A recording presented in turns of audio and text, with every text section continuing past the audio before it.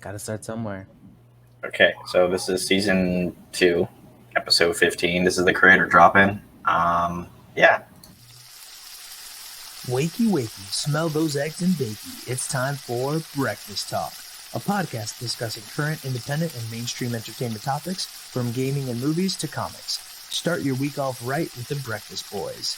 As always, if you can smell what we're cooking, click that like button, and if your tummies are rumbling for more, click subscribe and ring that brekkie bell to turn on all notifications. All right, let's talk.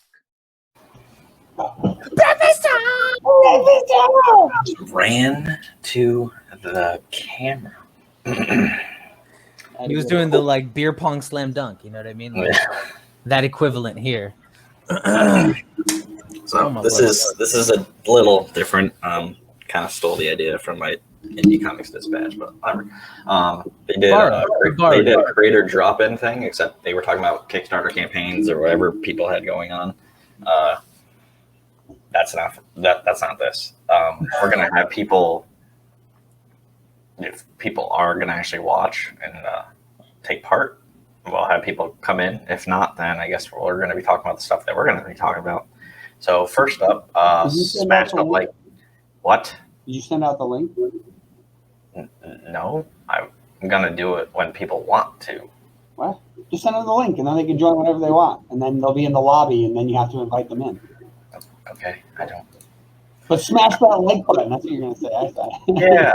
Tell the rest of the story. What else are they supposed to do? Yeah. Notification bell.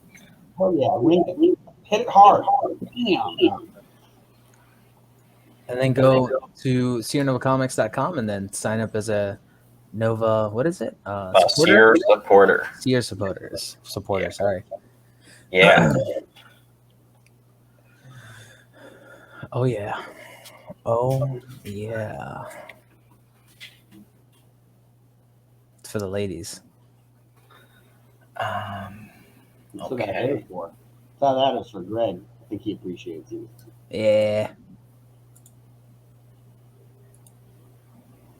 Oh. So the Eternals. I want a loco. Explain. Yeah. Okay. All this that I just watched. Yeah, let's jump in. All right, cool. So Eternals trailer was recently released. May 25th. Yes, it was this week. Super interesting. I watched the trailer, and like many people, like the internet has delivered. There was questions that I had, and the memes that followed kind of just reiterated those questions for me. There is a breakdown trailer. I'll try to link it. Actually, it's really cool. It really explains pretty much everything. I'm just gonna go through. I'm gonna go through the breakdown trailer, all the things that I remember about it. Share it on the Facebook Live. Yeah, exactly. After I talk about it, I'll just go ahead and share the link when somebody else is talking. So yeah, the Eternals trailer was really dope because you see, honestly, you see characters you've never seen before. So this is the first time we're getting a glimpse of them in the world and on Earth. This isn't somewhere far off in the galaxy. It's not Guardians of the Galaxy. This is taking place on Earth, and this is ancient times. So what we get is like it's not even ancient times. It's literally the birth of humanity. Like these people are hunter gatherers, sitting on the beach trying to stay warm and survive, and then you see this ship pull up, and basically it's the music that's playing in the background is like talking about the end of the world, and basically like if you think about it, it is the end of the world for these people as they knew it, like the humans on the planet.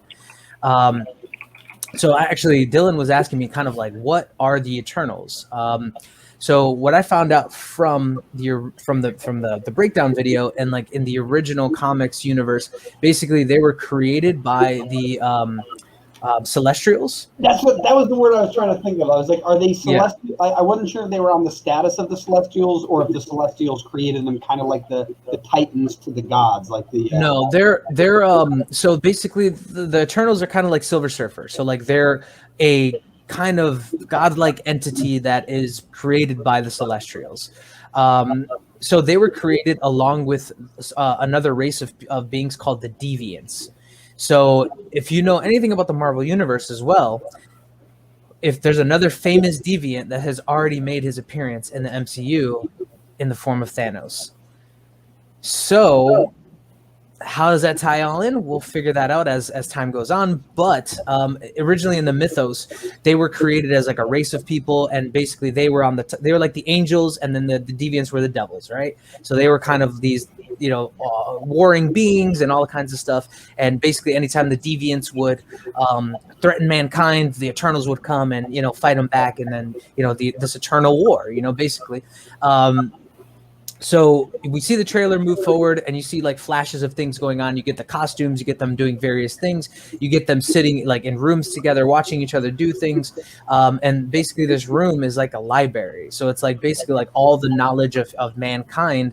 That's where they kind of store it. You know what I mean? Like, and in the background, they have like this, it's like an Easter egg thing. They have like this, kind of like a tracking of mankind, like the evolution of man and like different things. It's kind of cool to just see it kind of really quickly in the background. But there was a scene where you saw where he was like making something.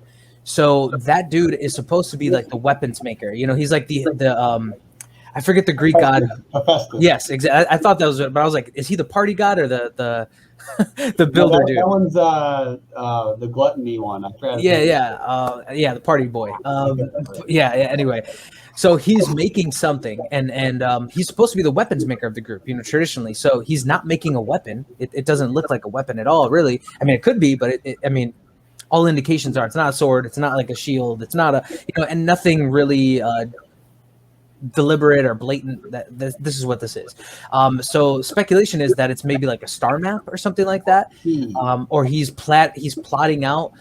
So for me, what it looked like was the same kind of plot that it was taking would look like the Tree of Life. So like the whole like Thor's Tree of Life, where it's like all the 9 realms are connected, and this is how they're connected through the tree, and that's what it looked like to me. And I was like, oh wow, okay. So basically, ancient knowledge, universal knowledge.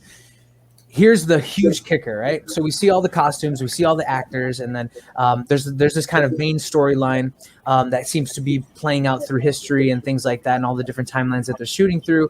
It's a romance story between the 2 main characters. I forget their names, man. Holy crap! Cersei and the male lead character, the one who was like, oh yeah, if now that Tony's gone, and who's gonna lead that guy? Yeah. Artemis or Artemis or something. It's something with an A, I believe. I forget his name. So it's basically a love, right? That'd be dope. The luck dragon just comes out of nowhere. So it's like a love story between the two, like through history. Here's a huge thing that if you do watch the trailer and you've watched the trailer and you have all these questions like, where the hell were they in the events that happened, like in Infinity War and Endgame, right? There's the really dope explanation for it. The explanation is they might have lost their memory through time because one of their members, one of the Eternals, turns on them.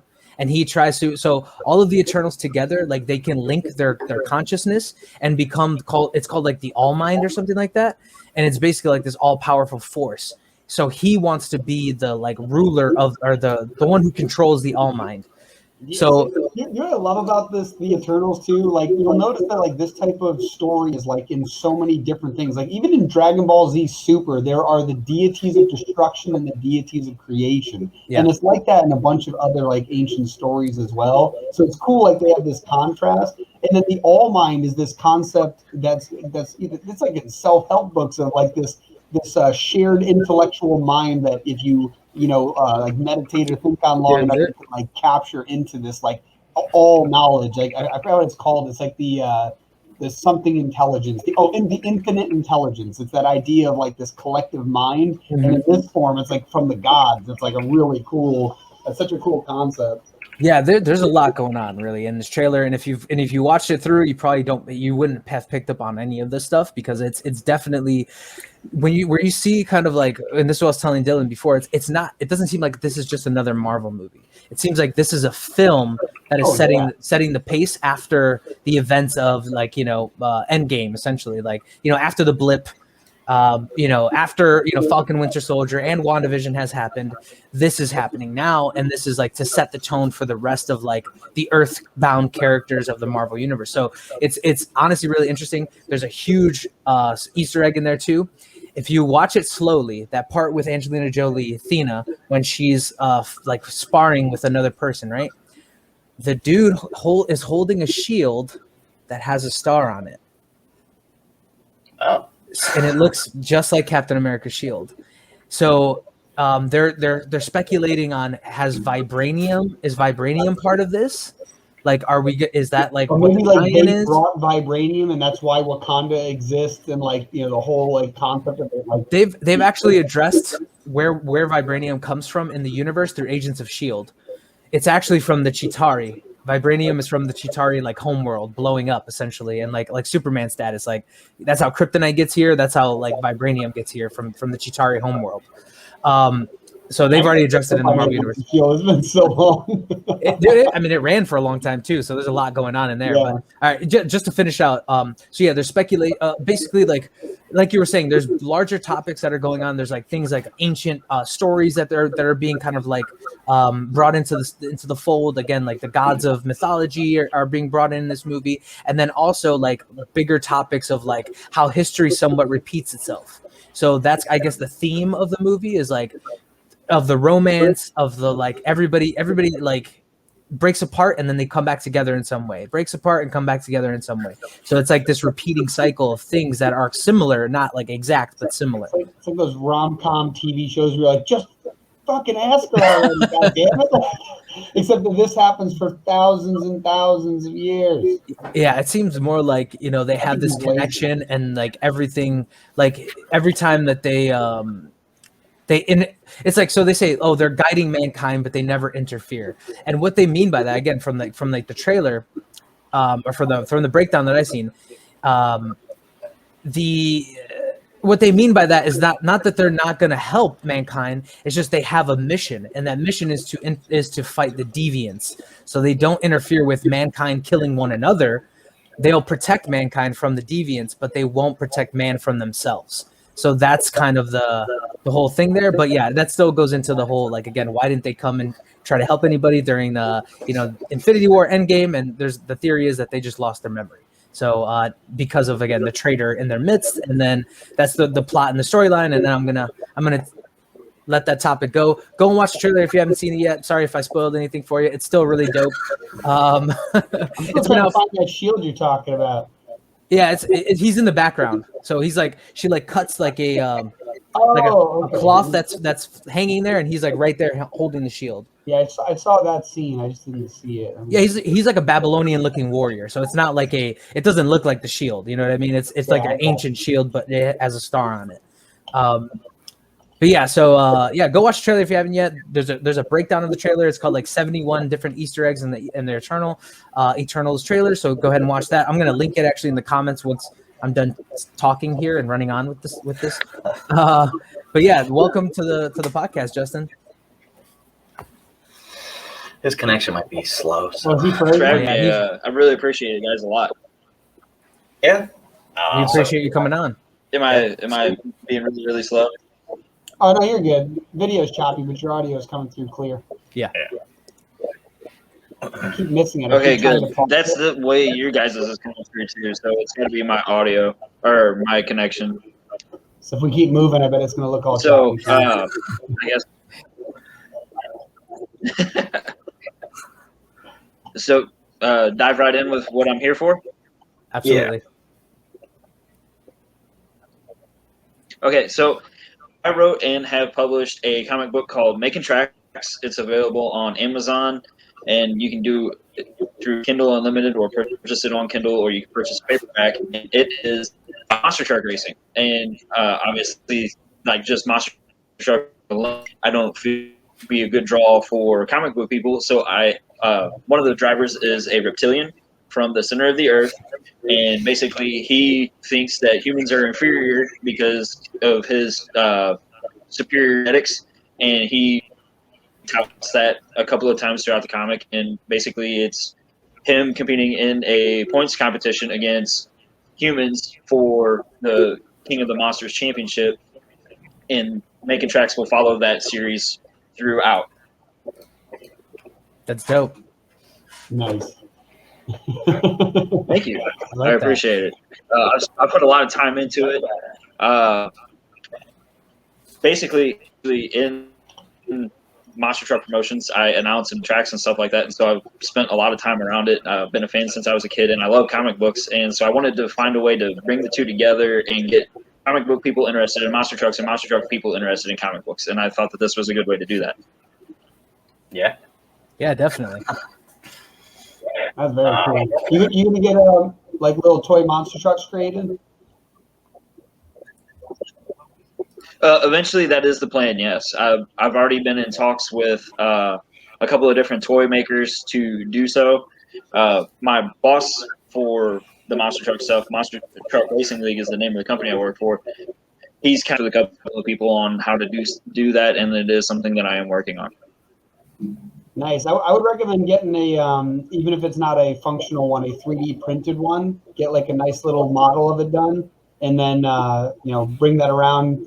Show that off and be like, hey, if you want to order some of these, and then maybe like pre-sell a bunch of those, because little cars are cool, but like you can put those in like the backgrounds and stuff. Like so, they don't even need to be functional at first. They could just be a little print up. Yeah, that'd be cool to see cool little monster trucks and lizard people driving them. Yeah, that would be really cool. That's a great idea. That's something that I want to get done, as well as hopefully eventually have my box on some actual monster trucks. Nice. That'd be awesome. Hey, are you muted? Definitely muted. Yeah, Hector, we can't hear you. Say that again. I'm sorry. No. Sorry, I muted myself accidentally. Oh, you're like talking. I'm like, what's he doing? I'm like, listen to me. No, yeah, I'm afraid I'm gonna do something like that. You're good, man. It's definitely my fault.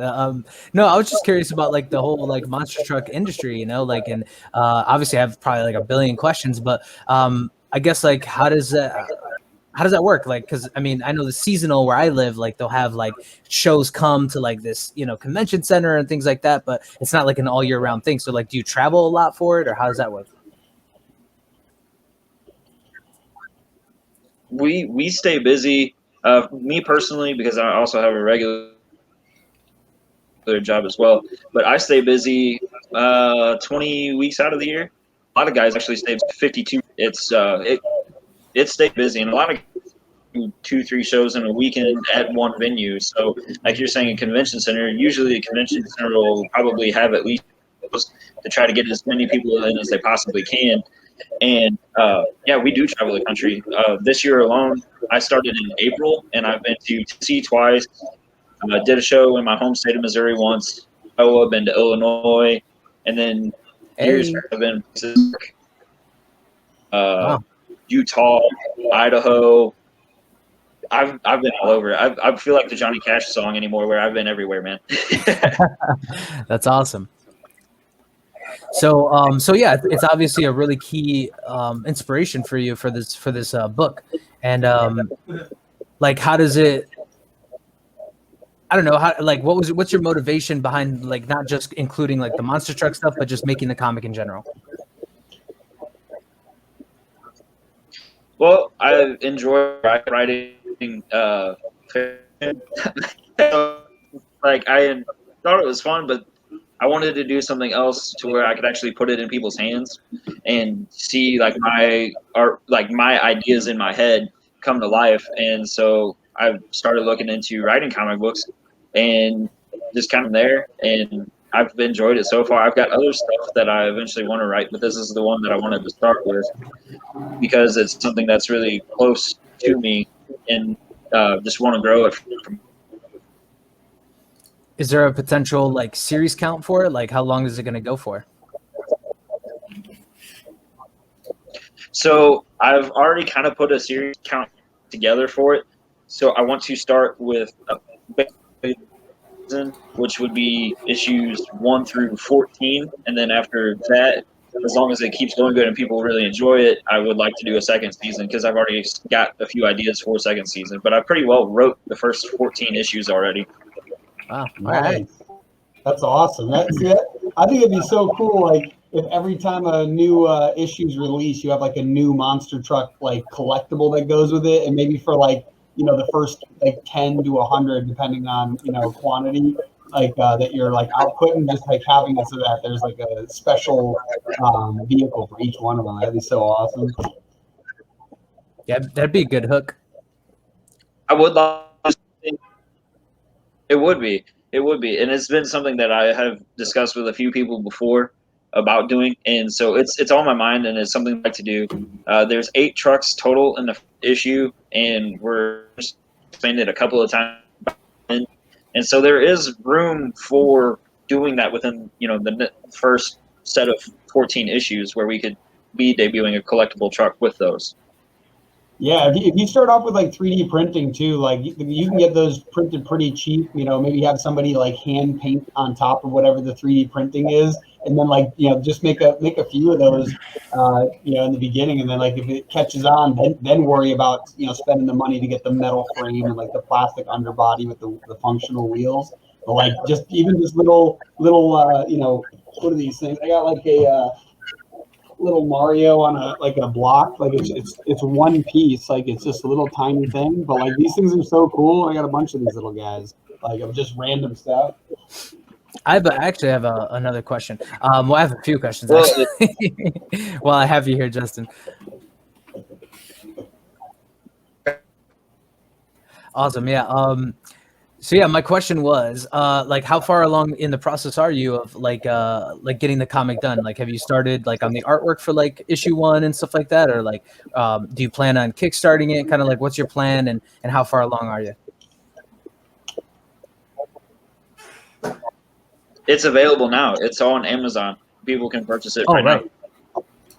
So, all right. So issue 1 is out. Here, what's the name so we can share it in the comments on Facebook? Yeah, issue 1's out. Say that again. I'm sorry. Oh, what's the full name? Making Tracks. The subtitle is Scaling the Bracket, and you can find it on Amazon. It's available for Kindle Unlimited as in paperback. Awesome. Who's the artist working on that?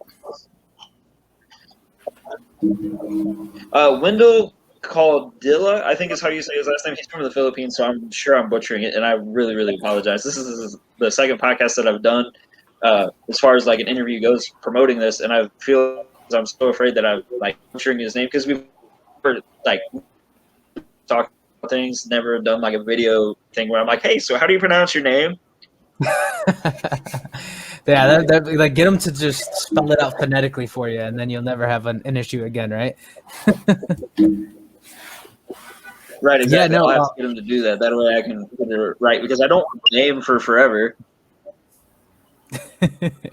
Yeah, I think actually what's interesting is and I don't know if you're considering this, we're throwing a lot at you in terms of 3D printing and like what you could do and all these possibilities, but this might actually be like a really cool like animated series as well, like a 3D animated series or something like that. So have you considered like pitching it to like a production company in that way, like any other versions of this, or ways that you could, I guess, make this into more than just a comic? Or do you have plans, or you just want to keep it in this format?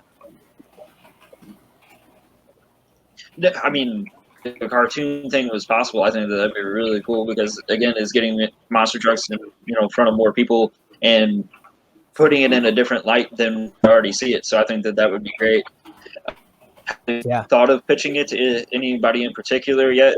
I'm very, very much more focused on the independent side of things now than any other time that I ever had. A lot of people know about Monster Jam, and Monster Jam's a massive corporation, kind of like what Marvel is or what DC is.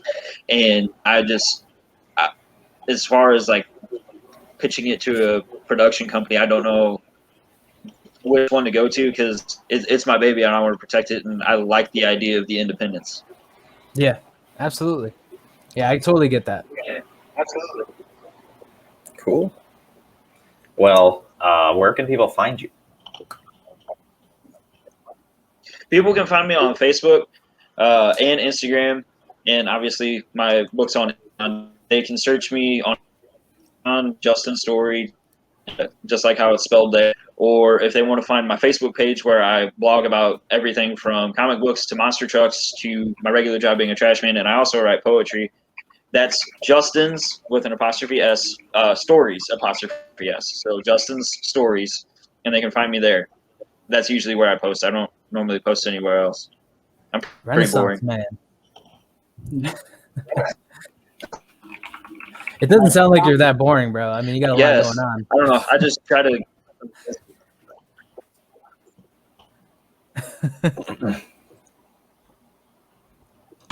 Gotta love and we put the link to your book from Amazon in the comments. So yeah, I was looking for it. I finally found it. I appreciate it. Yeah, since I'm not very well known yet, and I haven't sold very many copies of it yet, I'm pretty hard to myself. I'm like making tracks, and anything else other than my thing pops up. I'm like, how did this happen? Like, I really figured I would be one of the very few things with that title, and so then I had to put in my name, and then I was still down. Well, I put in making with a G and tracks with CKS, like, so it's making MAKIN tracks TRAX. Then it came up pretty quick. I just said, yeah, like I was like looking for it. I should have told you how to spell it. That's my fault. Oh, don't worry. Yeah, I probably should have said that. So the name Facebook first, and I found the picture of it, and then I was like, oh, there it is, and then I Googled it. Yeah, I should have told you guys how to spell it, and that's my bad. So the name actually comes from an old show that used to be on ESPN called Tough Tracks, where they highlighted monster trucks and mud bogging and all kinds of other motors. And so nobody's really used that spelled it that way and used that title for a while. And so I was like, I can do something with it where you know I can do it and make it kind of a fun. People say, well, I'm going to start making tracks, to go to wherever. It may be a Midwestern term. I'm not sure, but making tracks to the bathroom or whatever. And so making tracks, I can do something with that. It was funny too, because looking this up, I ended up coming across a bunch of other monster truck like toys. And the other thing you can do outside of 3D printing is actually just buy Hot Wheel monster trucks and paint over them with your own designs, or have someone else like paint over them with your own designs. And that would be a cool giveaway too. Yeah, custom. Yeah, because you can There's some monster truck collectors that actually do that, and I was thinking about that too. Yeah, because you can remove the metal like for the Hot Wheels, the metal frame, the body frame comes off relatively easy compared to the rest of it, and you can end up like you pop it off, spray paint it clean, or if there's any stickers, heat none that stuff off, make your own sets of stickers, that's something cool. It's definitely something for looking into.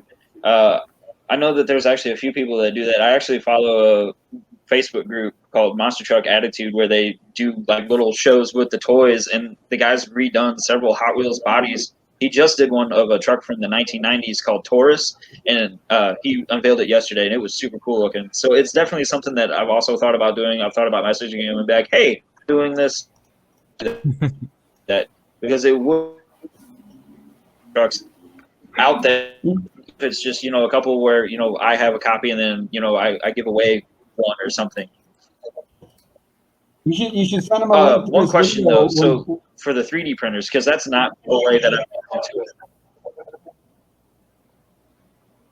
I should send him a link to this video since I mentioned him. Be like, hey, so I was talking about you, and I guess now we're working together. Thing.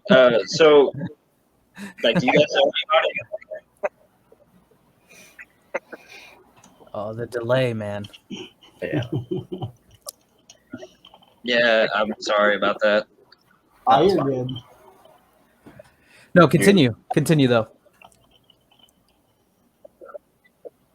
I was just asking, if you guys knew anybody that did the 3D printing. People make a functional toy where the wheels would roll and everything. About the 3D printing thing, I don't know too much about that. Yeah, with the 3D printing, the only way I could imagine making it functional would be you'd have to probably print the components separately and then assemble it yourself. But you can definitely 3D print a solid figure where the wheels and the axle and everything would just be one. It'd be more like a statue. Yeah, kind of like a little statuette. Like it's like a little tiny, you know, because you can make them like super tiny with 3D printers depending on the scale at which the printer can print them at. But it's definitely cheaper than getting like a metal frame, plastic body, functional axle printed. But like you could probably design it so there's like a little clip where an axle can pop into it and then just print that. But yeah, I don't know how. I would probably have to like have some pretty hard plastic to do that. But yeah, that'd be fun to play with. But yeah, we do know a 3D printer. Right. We're like looking to start offering that to some of our creators so they can print up some figurines and statuettes. Well, if you guys do decide to start offering that, let me know, because that might be something that I'm interested in. Because I do want having a toy of something that I came up with would be super cool. Yeah. Oh, yeah, that's why we've been looking into it, because we wanted that for like our own. We wanted to eventually print out like little statuettes of our characters, and eventually like action figures, like little functional arms and stuff. But yeah, it's such a cool idea to be like, I came up with this in my head, an artist drew it, and now it's a 3D toy I can hold. Like that's such a cool idea. Yeah, the journey there is pretty awesome. The journey there is pretty awesome. Even just going from, I have this idea in my head, having Wendell, draw it up and then send it back. Oh, no way, this is so in my trucks, and the characters that I'm into like come to life on the page essentially is really cool. Yeah, Greg and Dylan kind of have that in common with you. I'm the guy who puts stuff on the page, so I kind of like I'm a little bit different, but they're right there with you on that one. Right on. Actually, speaking of your guys' page, I seen something. I'm sorry, guys. I can't remember the name of it, because I don't. Whenever I get on, skim and then off, and then get back on real quick, skim and then off is pretty much how I do it. And I seen you guys are getting ready to have a Kickstarter out there, and I can't remember the title of it. What is it? Venetia? Something about it. Yeah, Venetia. It's a video game. Yeah, that's the one. Yeah. And then we're gonna have another one like right after that. That's really so cool. I'm gonna be drained. And then right after that, we're doing a virtual Comic-Con. So. Stacks on stacks. Yeah. You guys stay busy. Yeah, you guys stay really busy too. Yeah. We do. Yeah. Both of you guys have any more questions for me? You did say something earlier in the week that you just read Broke Down to 4 Dead Bodies or something like that. I don't know if you read all of that. Well, you probably didn't get the 4th one yet. He's, I think, mailing them out. And unfortunately, I didn't get a chance to the Kickstarter. That's actually what I was going to say. Is I've read 1 through 3, and I was gonna get a hold of him to see how I could get issue 4, since I wasn't able to kick. And I also wanted to ask him about how to get a hold of Cthulhu Invades Oz, because I thought that would be a really good one to read too. And I said he is doing Voodoo Potions issue 2, and that's another one that I want to get in on as well. Yeah, I can't wait when he does Cthulhu Invades Wonderland. Yeah. Yeah, I think he's mailing out the 4th I never know one. how to say it, because I've heard it both ways. Oh yeah, I can't spell it for the life of me, and I'm a writer. But. It's like tomato, whichever way you want to say it. Yeah. Yeah, Cthulhu. And spelling it, I've tried to spell it a couple of times. I think it's CHT, but no, I don't know. Yeah. It's craziness. It's madness. Can't take it. It is madness, but it's fun. It's fun, a lot of fun, and the thought of just like this creature that Lovecraft invented invading a place like Oz, it's fitting in a way, and it's crazy in another, that it really works really well together, and I want to read it really bad.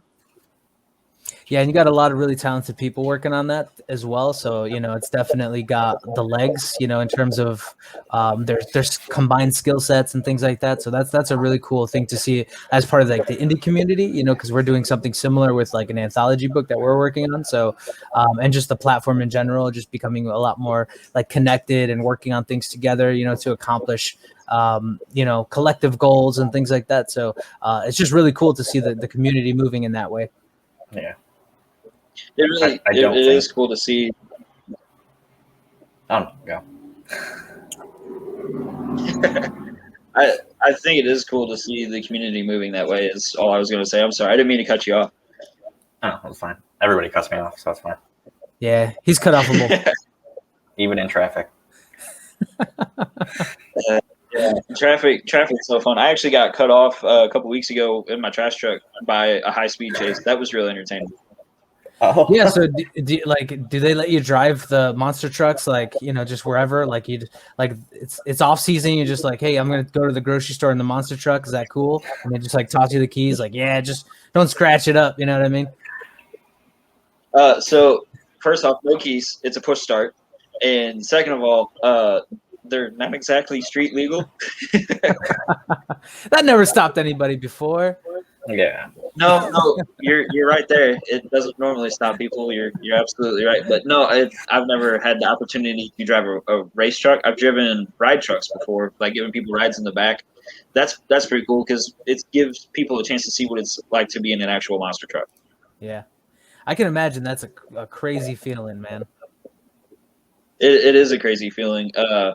It's fun. Like even when I'm just announcing and watching people get off the ride truck, they're excited in the line, but then like whenever they get off and they're like, "Oh, how cool is that?" Like talking back and forth with each other is something really really cool. And like from that aspect of trying to entertain people, it kind of gives the same feeling of like what we're trying to do with comic books, where we want people to be really satisfied with what we do, but we're also doing it because we enjoy it, and so it's a similar feeling in a way, and I really Yeah. really enjoy doing it. Yeah, it's like a reciprocal kind of satisfaction that, like, you know, we made this thing and we're satisfied with it, they're satisfied with it, and then it comes back to us, like the reactions and the reviews and all kinds of stuff. And yeah, it's a really cool process. It's, you know, I think creation is one of those things that it connects everybody. Like everybody's somewhat creative. It's just you might not know how to execute those creations, you know. And we're fortunate enough to be in the position to know how to execute that creativity, and to see people reacting to it and engaging with it is definitely amazing. It really is, and I think you're right. I do think everybody has some sort of creative bone in them, and some people just don't know, like haven't found it yet, or other people, yeah, I mean, pretty much just haven't found it yet, or don't know how to start. I think also too, it's like, you know, creativity comes in many forms. So like, you know, the mechanic that can solve problems, you know what I mean? Like that's creativity. He's thinking outside the box. You know, maybe it could be one of 5 things, you know, and he chooses the right thing because he's thinking outside of the norm, you know.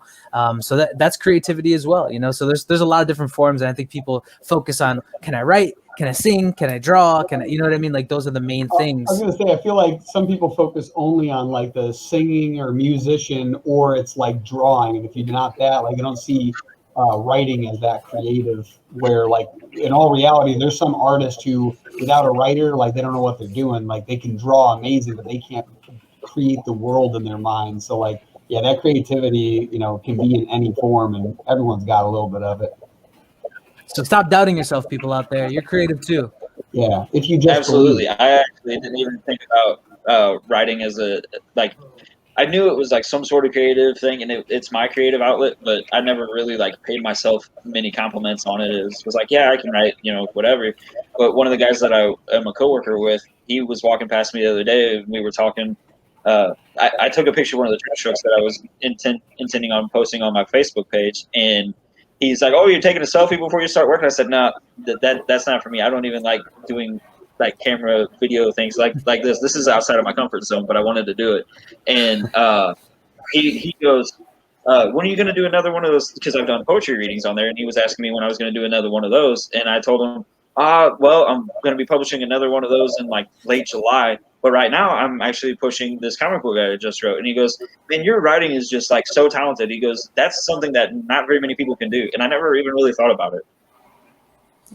Yeah, man. I mean, again, there's a level of uniqueness to everybody, right? So like your writing is going to be, unique from another person's writing, and I think that's what makes it special. Everybody has that ability to appreciate creativity because they have a little bit of it, right? So like it amazes some people, and to us, as the creative, sometimes it just feels like it's a natural thing. Like it's just something that we're compelled to do, so we do it, and it just feels like, and then we get all overcritical and.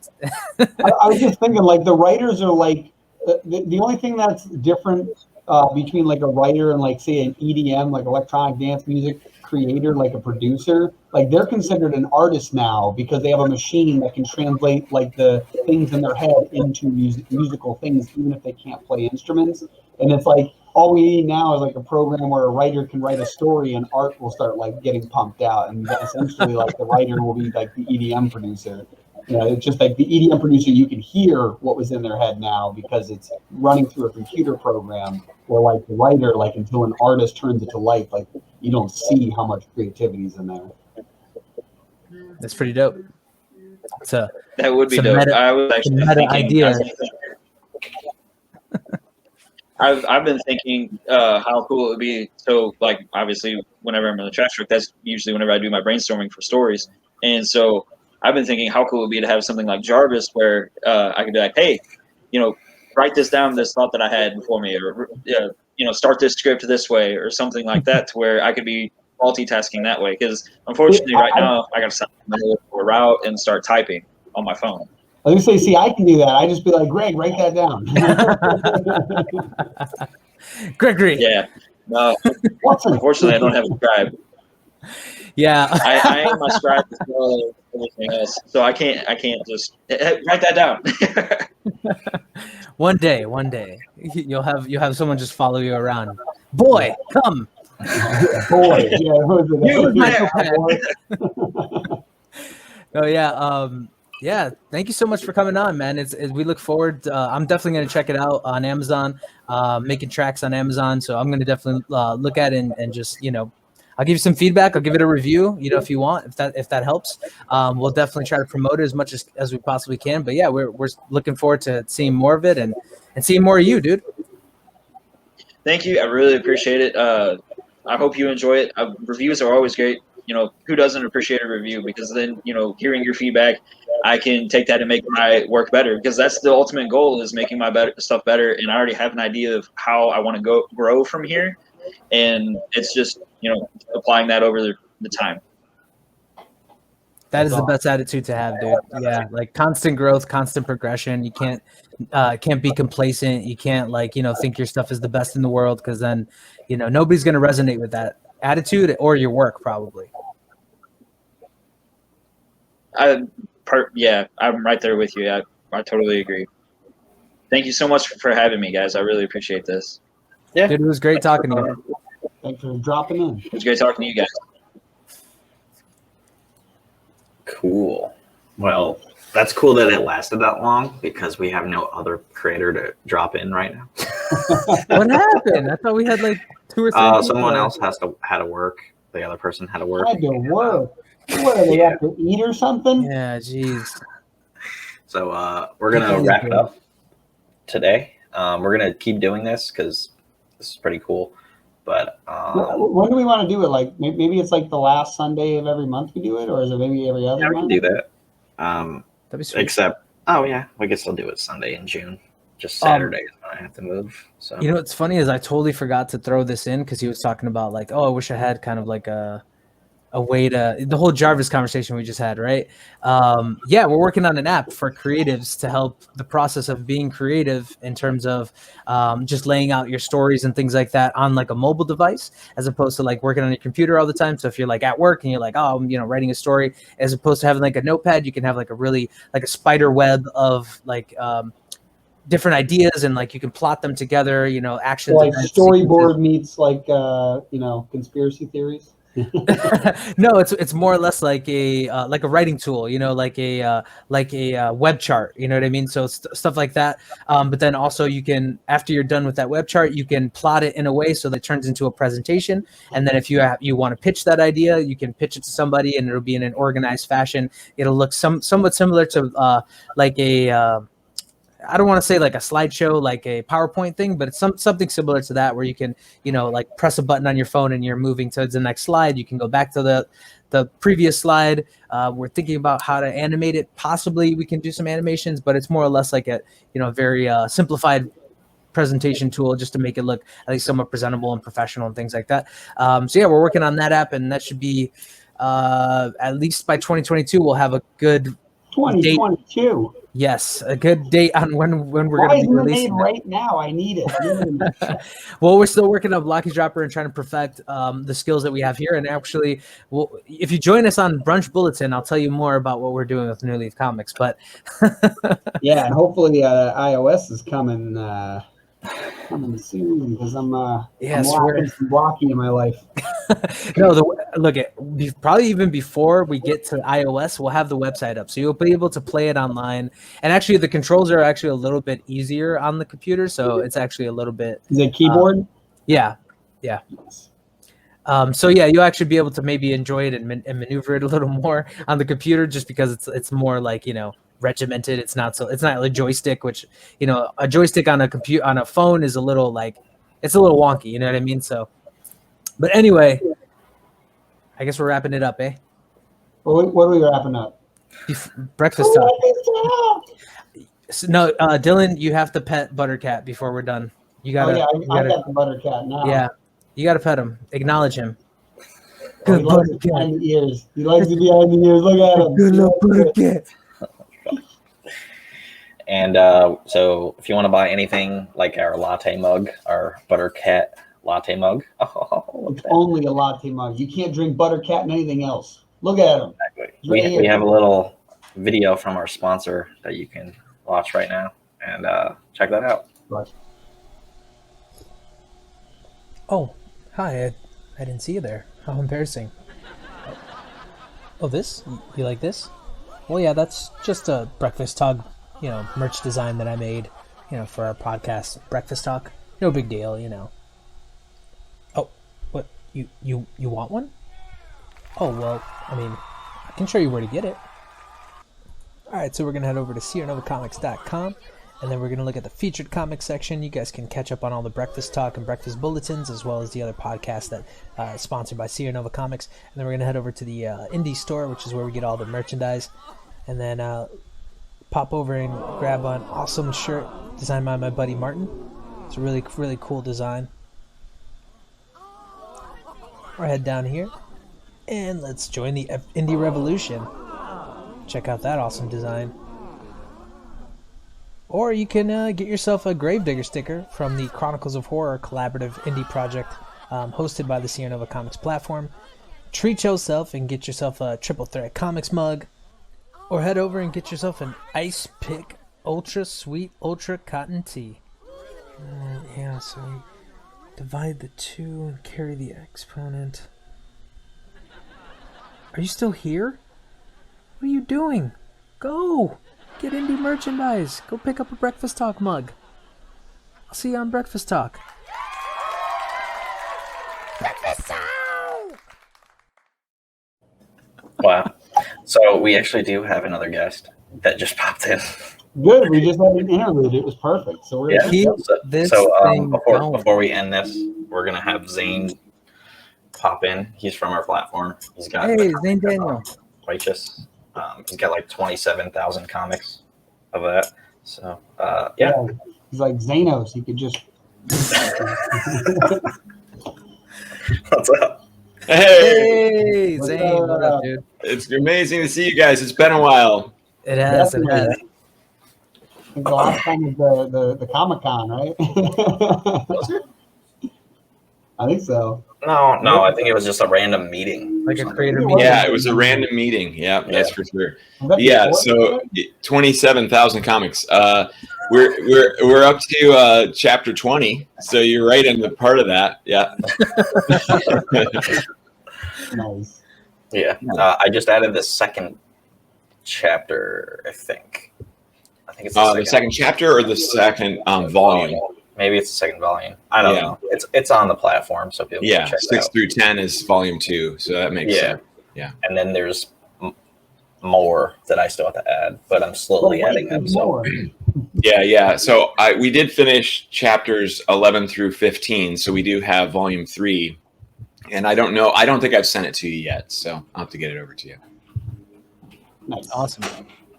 Hey, Greg, you're so dark over there, bro. Turn on a light. Yeah, I'm typing to someone. Oh, God. Yeah. So what have you been up to since the last time? Oh my gosh, so many things, and it's pretty crazy because it's more than just the comics. I mean, we've been, but Joseba has had to take over the coloring as well. He's my main illustrator, and my colorist lived in Peru, and she was in the United States when COVID lockdown hit, so she could not get back to Peru to get back to her computer to continue coloring. So my main illustrator had to take over the coloring duties, and she was stuck in the U.S. for, I don't know, 9 months. And that, her main source of income was through doing coloring and stuff for people. So she was totally out of work for that time. Oh, that's crazy. Yeah. So, but Jose was very good at it, and he was the one who kind of set the coloring tone and everything. So she was able to totally just pick up where he had left off, and so when he came back on, we didn't miss a beat. So it's been really good. That's awesome. Yeah. And so as far as other things go, I don't know what you guys know about my full-time thing, but I do the light worker stuff. So I'm doing energy healing. Yeah. And so I should write what's that? You do the YouTubes. So. Yes, absolutely. Lots of YouTubes. And so recently I should write a comic book about this, because my work has shifted to helping people with negative entity attachments. So like possessions and that sort of thing. Then these are things that people are definitely really experiencing. They're really going through this. Yeah, exactly. Yeah. And so I've helped now almost 80 people over the last year doing this, and you can do it all online, which is really crazy. Wow. All right. That sounds like a comic for sure. Exactly. Yeah. But I am making a documentary, so I'm starting to film a documentary, because the problem that I'm seeing is that there's an awful lot of people out there who have this problem, but then they go to a psychiatrist and they get diagnosed with schizophrenia. And then they're given this medication that doesn't actually do anything. They still have the attachment, and so now they're deeply medicated, and they still have this attachment on top of it. So it's really a mess. And so to be able to help somebody spiritually with those sorts of symptoms is a lot less messy, a lot faster, and you're not drugging people up. So I'm in the beginning stages of creating a documentary on that. Yeah, I think it's an interesting kind of contrast between the two kind of sections of healing, because I'm very much for, psychiatry and doctors and science, really. But I definitely see the value in the spiritual aspect too. And there's what's funny is there's a divide that's drawn between the two things, and that's not necessary. You can have it both ways. You can treat the spiritual aspect and diagnose the medical conditions and things like that. They don't have to be at ends with one another. But I think a lot of medical professionals are very much closed-minded, and they're rooted in science, and that's great, for a scientist to believe in science. But also, there's a lot of things that are unexplained in this world. We know probably about 5% of the known universe is at our disposal at the moment. So there's so much more to learn. And we as individuals, when it comes to our spirituality, life after death, things like that, these are not things that have been figured out. So to anybody that claims to have an answer, for me, is just a little nah, you don't know. I like what you said too, with the divided line. you know, like obviously if your arm falls off, there's no meditation that's going to bring that back. You got to go to the doctors. But like, Right. you know, with allergies, people pop pills all the time. And like, I learned like a breathing practice that I do like 3 times a week, maybe. And my allergies went away. Like it was just a breathing exercise. Like there's Right. things like that like, you know, that you don't need the doctors for, but people want something that's simple and they don't care how much they have to pay for it. Where breathing's free. Right. So Yeah, and you know, it is again a money thing, and so this takes you back to righteous. And this is kind of one of the main points in the comic, is that we have created a system that is all about an incentive program. And this incentive program incentivizes people so that they're not just sitting around doing nothing, right? It's kind of a good concept. But the problem is that the incentive program also incentivizes us to be completely selfish and to only make money for ourselves and for our immediate family, and not really to help others, because that would take too much of our time that we need to dedicate to making money for ourselves, because we are a survival-based species. And so, but we live in an environment and in a society where we can totally provide everything for everyone. We wouldn't even need to come close to being that intense about our survival. All we would have to do is decide that we could give everybody all the food they need, all the shelter they need, all the clean water they need. We would just decide that, and it would happen so fast. It would be incredible. If somebody said, hey, the first company that does all of that for the entire world gets, you know, $1 trillion or whatever the number is, you know how fast that would get taken care of? It would be taken care of so fast, it would be ridiculous. So all we have to do, Bezos would be on that. yeah, exactly. Everybody would be on that. It would be like a race to save the world just because of a number. And so that's how powerful we are. But we don't create that number. We don't announce that number, and we don't make that decision that would actually make the world amazing. And then what would we focus on? Art, comic books, creating things, creating sculptures, and you know, we would just do amazing things. But instead, we're just trying to make it. We're just trying to survive in this little limited program that we think is the right way to go. Right. Yeah, I think you know, tapping into some like deeper theology of like how we feel about the world and in general. And I think there's so much more. There's so much further to go. There's so many avenues to take. And we're definitely locked into kind of definitely a survivalist, self-sufficiency. Like we're really only focused on ourselves and our immediate people, the people that we can see, or you know what I mean. And it makes sense to a degree, you know what I mean, because obviously those are the people that affect your life the most. It works for a reason, right? It works for a reason, because we are these survival monkey robots and meat robots that are just trying to make it. Right, but there's tons of other paths, like you're saying. We could decide to do something different, and we would be on a different path. And there's just so many other things that, you know, like the human race could focus on, like literally focus our energies on, and solve so many problems. And then we could expand into this universe and find out way more. And that's the next frontier. That's the way that we figure out more things. You know, we figure out more about the universe and who we are inside of that universe by going out into it. And that's where we need to be, honestly. And Elon Musk, hey man, like I'm totally down with what you're doing with Mars, but that's only step one. Like we need like 4 or 5 more Elon Musks that are like, yes, let's get the hell off of Earth. And not because like, you know what, we're destroying Earth. We are destroying Earth. That's a fact. But it's more or less like we need to be more exploratory. We need to, like, again, expand into the universe as Starfleet, you know what I mean? Like we're out here to explore and to learn and to meet new cultures and to add to our own collective knowledge and figure out some really deep problems. Well, I was going to say, have you ever heard of X Prize? Oh yeah. Yeah, like that's an Elon Musk creation.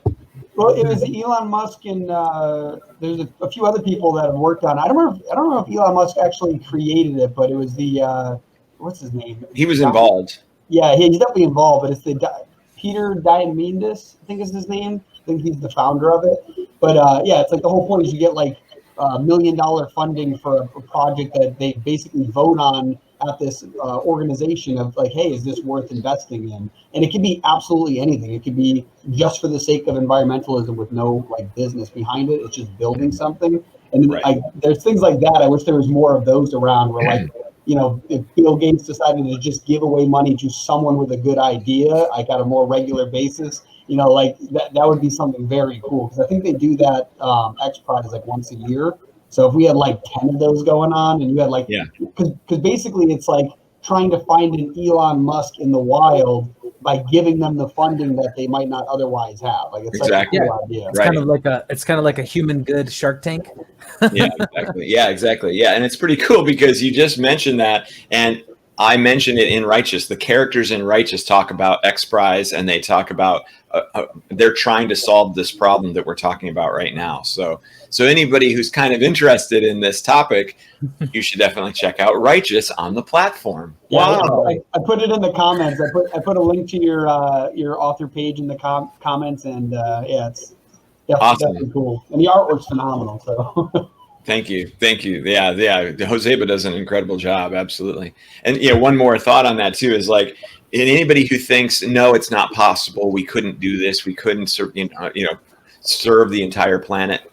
Imagine like the beginning of the 1800s, and imagine that a couple of people got all the farmers that were, of course, just spread out all over the world, or certainly let's just pick the U.S. And they were just trying to make enough food to feed their families, right? And there was some crazy guy that gets them all together and says, okay, here's what we're going to do. You guys are going to create all the food for everyone. We're going to create buildings in every city, and you are going to supply those buildings with so much food that they will never, ever run out of food. So everyone will just go. All they have to do, we'll call it a market. Oh, a supermarket. And all they have to do is they have to go to these buildings, and they'll just get all this food every time they go, constantly supplied, no problem. And you know what those farmers would have said? F you. Like, there is no way that is possible. You are insane. Like, there is just no way to do that. So bye, we give up. But look how easy it is. We never even think about it. I mean, COVID helped us think about, supermarkets could run out of food. Like, I didn't ever think that was possible, right? Like, where do cows live? The supermarket? Right. So anyway, that's the sort of thing that we're able to do when we decide to. 100%. Yeah. And what's crazy is, like, sometimes we think about things like in the sense of like what's idealism and what's realism, and then there's like, again, this middle ground where it's like realism could meet idealism in a lot of different ways, and one of our biggest motivations, unfortunately, is the pursuit of money. You know what I mean? Mm-hmm. So like, industry has created a lot of the things that we take for granted, like grocery stores and things like that, right? So like, even our lesser kind of lesser motivations, let's just put it that way, or more selfish motivations, have created these really, really amazing systems, So, and just to talk about what you were saying is, like, once we have an idea in our brain, we can absolutely accomplish that idea. It's just about who's invested and what's our motivation to like get there. Yeah, exactly. Yeah. And unfortunately, again, we're rooted in a system of ones and zeros, and that gives our lives value. And it's unfortunate. It's kind of the reality of the situation. But I think that's, like, honestly, when stuff like AI starts removing jobs, like the X Prize style motivation to create something new will become that'll become a business in and of itself, because essentially you're opening venture capital to the random. Like, literally just today, or yesterday on Robinhood, right? Robinhood was one of those things like, hey, no one can get in the stock market. Now it's so easy to get in the stock market. And now it's free to get into the stock market, like, other than paying for the actual stocks. And just yesterday, I got a notification that now I have the option of being able to actually purchase IPOs, like, right before they go for sale. Like, wow. That's something only, like, I think there's rules where, like, you'd have to have $1 million net worth and $100,000 liquid cash in order to do that. And now it's getting open to the public. Like, that's really cool. Like, that's slowly opening, because all it is the lack of opportunity for these great things for people who want to do it but don't have the resources. And so once you figure out how to incentivize the handing off of resources to the people that have the ideas, like, that's when we'll start seeing some crazy stuff. Definitely. Yeah. Now Dogecoin just rose to like $100. That second, it just rose. And retired. It's like, how much you put in there? Like $1. I didn't buy mine yet. Damn it. Yeah. So thanks for coming on. And where can people find you? Oh, all kinds of places, but ZaneDaniel.com for sure. And then I would say jump onto YouTube and you just type in my name as you see here, XANE Daniel. I post a video every week. I also do a live podcast every Thursday at noon Pacific time. So yeah, I put your YouTube and your website in the comments. okay, thank you. Awesome, Zane. Yeah, thank you for coming on, man. It was great to talk to you, and we've traveled the universe in this short time here, and we look forward to more Righteous. I'm going to go catch up on the volumes on the Seer Nova platform. So yeah, I'm looking forward to reading more about it, and yeah, I'll let you know. I'll give you some feedback. And yeah, I love that. Absolutely. Yeah.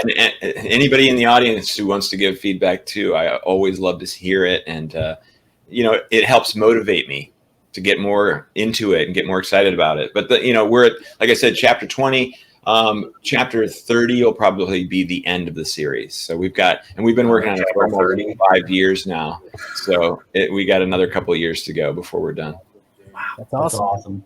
Yeah. There's actually a comment section that you can comment under each comment. I forgot we turned that on. Yeah, so now people can leave comments on the comments. Well, thanks for coming on. Yeah, thank you. Absolutely. See you guys. Take it easy.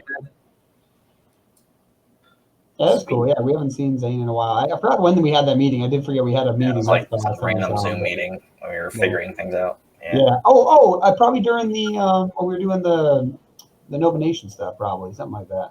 The first time. Yeah, one of the 20 of those. Yeah. Yep. Yeah. So that was Breakfast Talk. This is going to be one episode.